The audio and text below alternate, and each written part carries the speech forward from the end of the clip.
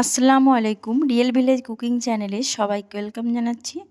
আজকে আপনাদের সঙ্গে শেয়ার করব খাট্টা মিঠা চটপটা রেসিপি, যেটা খুবই লোভনীয়, জিভে জল চলে আসার মতো একটা রেসিপি। চলুন তাহলে আজকের রেসিপিটা শুরু করি। এখানে আমি দুটো আম নিয়ে নিয়েছি, আপনারা চাইলে পরিমাণে বেশিও নিতে পারেন। আর দিয়ে দিচ্ছি কড়াইয়ের মধ্যে সর্ষের তেল। সর্ষের তেলটা ভালো করে গরম করে নেব।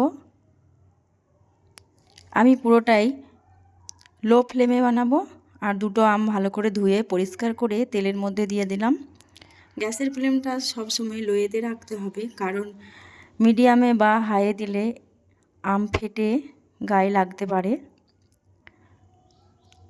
অনবরত নাড়াচাড়া করব আর আমি আমটাকে সেদ্ধ করে নেব। এইভাবে নাড়াচাড়া করে যেতে হবে। অনবরত নাড়াচাড়া করার পর এই পর্যায়ে চলে আসবে। আর ভালো করে চেক করে নেবেন যে সেদ্ধ হয়েছে কি না। আমগুলোকে আমি তুলে নেব। আমগুলো ভালোভাবে সেদ্ধ হয়ে গেছে। চেক করে প্রথমে দেখে নিতে হবে ভেতরটা নরম হয়েছে কি না। আমি একে একে করে তেল ঝরিয়ে তুলে নিচ্ছি। তেল ঝরিয়ে তুলে একটা প্লেটের মধ্যে রেখে দেবো। ঠান্ডা হওয়ার কিছুক্ষণ পর আমি এটা আবার বানাতে শুরু করব। ফেলে দেবেন না। এই তেলটা দিয়ে আপনারা যে কোনো রান্নায় ব্যবহার করবেন, খেতে খুবই ভালো লাগবে।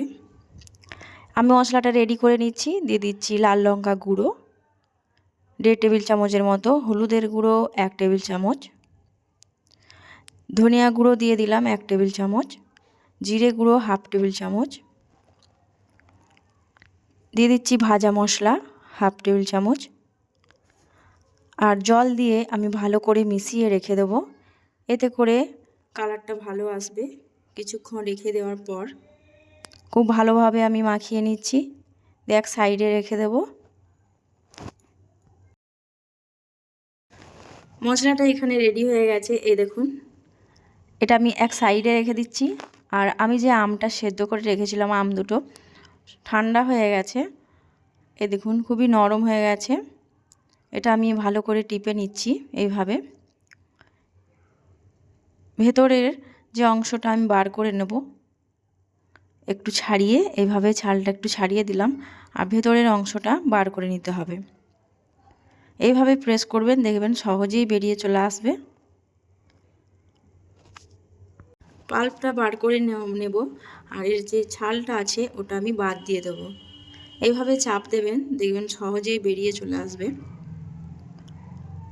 এই দেখুন, এইভাবে করে। আমের সিজনে অনেক রকমেরই আচার বা চাটনি তৈরি করা যায়। তৈরি করে আপনারা বাড়িতে বানিয়ে রাখবেন, প্রতিদিন খাওয়া যাবে। আর আমি যে আজকে রেসিপিটা বানাচ্ছি, এটা প্রতিদিনই আপনারা বানিয়ে খেতে পারেন, অথবা ফ্রিজে রেখে একটু একটু করেও খেতে পারেন। এবার আমি একটা প্যান নিয়ে নিলাম, দিয়ে দিলাম 1 টেবিল চামচ সরিষার তেল, দিয়ে দিচ্ছি এখানে 5 ফোড়ন 1/2 টেবিল চামচের মতো। একটু নাড়াচাড়া করে নিলাম। গ্যাসের ফ্লেমটা আমি মিডিয়ামে রেখেছি। আমি যে মশলাটা বানিয়ে রেখেছি ওই মশলাটা এবারে দিয়ে দেবো। মশলাটা দিয়ে দিলাম। দিয়ে দিচ্ছি জল, ওই একই বাটিতে জল দিয়ে দিলাম 1/2 বাটির মতো। জল দিয়ে একটু ভালো করে নাড়াচাড়া করে দিতে হবে। বিট লবণ দিয়ে দিলাম 1/2 চামচের মতো, লবণ দিয়ে দিলাম 1 টেবিল চামচ, চিনি দিয়ে দিচ্ছি 2 টেবিল চামচ। আপনারা যদি পরিমাণে বেশি বানান, সেক্ষেত্রে সব কিছুর পরিমাণ বাড়িয়ে নেবেন। এবার এটা আমি একটু নাড়াচাড়া করে দিচ্ছি। এবার আমি যে পাল্পটা বার করে রেখেছি ওটা দিয়ে দিচ্ছি। দিয়ে অনবরত নাড়াচাড়া করে আমি ভালোভাবে মিশিয়ে নেব। এই পর্যায়ে ভালোভাবে মিশিয়ে নিতে হবে।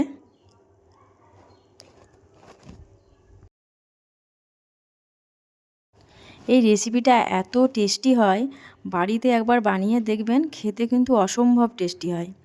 এই দেখুন, ঠিক এই পর্যায়ে গ্যাসের ফ্লেমটা আমি অফ করে দেব। এই দেখুন খুব ভালোভাবে মিশে গেছে। তাহলে দেখলেন তো বন্ধুরা, কত সহজে এই খাট্টা মিঠা চটপটা একটা রেসিপি বানিয়ে নেওয়া যায়। আপনারা বাড়িতে একবার হলেও ট্রাই করে দেখবেন, খেতে এতটাই টেস্টি লাগে। রোদে বা আপনারা দুপুরবেলায় বানিয়ে খাবেন।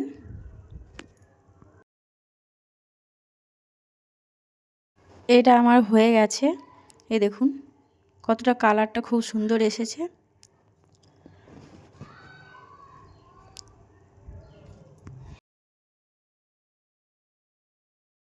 একটু চামচ দিয়ে তুলে দেখাচ্ছি, এ দেখুন থিকনেসটা ঠিক এই রকমই হবে, খুব বেশি চাপ করা যাবে না বা খুব বেশি পাতলাও করা যাবে না।